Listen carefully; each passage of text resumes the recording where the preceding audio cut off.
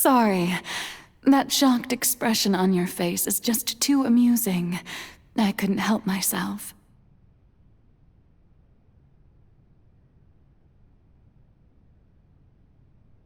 You are not Farina. Who are you? The sweet sound of bewilderment. Marvelous. A sure sign that my attempt to deceive everyone was a resounding success. But to answer your question, I am Focalor. You know, the god. Focalor? Why did you deceive us? Oh, that wasn't my goal, of course. Goodness, no. But I had to fool everyone else too, if I was to stand any chance of deceiving the heavenly principles. Deceiving the heavenly principles? It's all because of that pernicious prophecy. Dreadful, wasn't it? Everyone doomed to dissolve. Fontaine condemned to be flooded. One was not amused. In fact, one was positively bemused when that problem was thrust upon me by my dearest predecessor. That's the former Hydro Archon Egeria for the uninitiated. It hardly gets more disastrous than a preordained national catastrophe, now does it?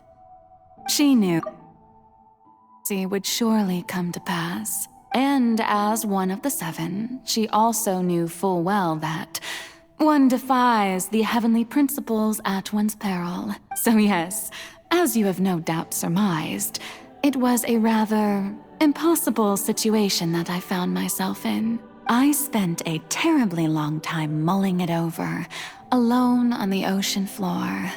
And I was almost growing barnacles by the time I finally realized there was only one possible solution to this confounding conundrum. I had to outwit the heavenly principles, allow the prophecy to be fulfilled, ostensibly at least.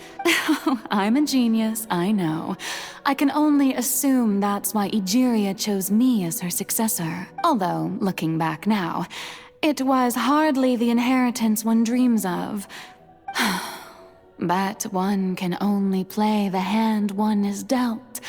I did not choose this, any more than I chose to be one of her Oceanid familiars. So you were also once one of the Oceanids? Yes, I was.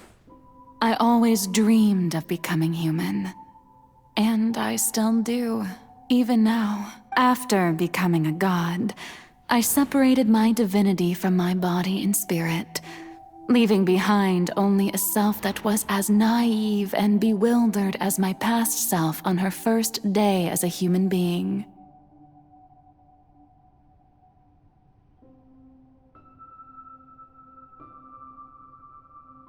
The me you see before you now is that divinity, and the human counterpart I left behind, I named Farina. She could feel joy, sorrow, and everything in between. She could be as vain and conceited, or as meek and vulnerable as she wished. Her strengths were of a kind only a human could possess, as were her shortcomings. But in my eyes, Farina's humanity was what made her perfect. She was perfectly human in every way. The person I always wanted to be. Anyway, so then I cursed her. All part of the plan, of course. The plan to deceive the heavenly principles. Do you still remember the final scene of the prophecy?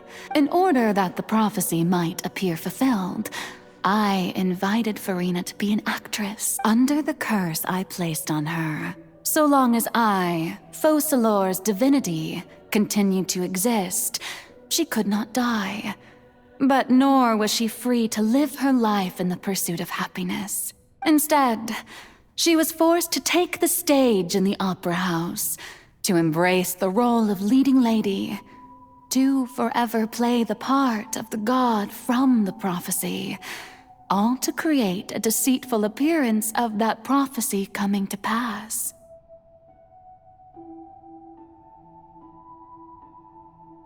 I suppose now you probably understand why your court is called the Opera Epiclese. But Farina is only human, isn't she? Even though she has had a long life, her mind is no stronger than that of any other ordinary human being. I cannot begin to fathom what she has had to endure. It must have been torture for her. It has indeed. And although she is, in a sense, me in human form, I most definitely owe her an apology for it. Even though she has had a long life, her mind is no stronger than that of any other ordinary human being. I cannot begin to fathom what she has had to endure. It must have been torture for her.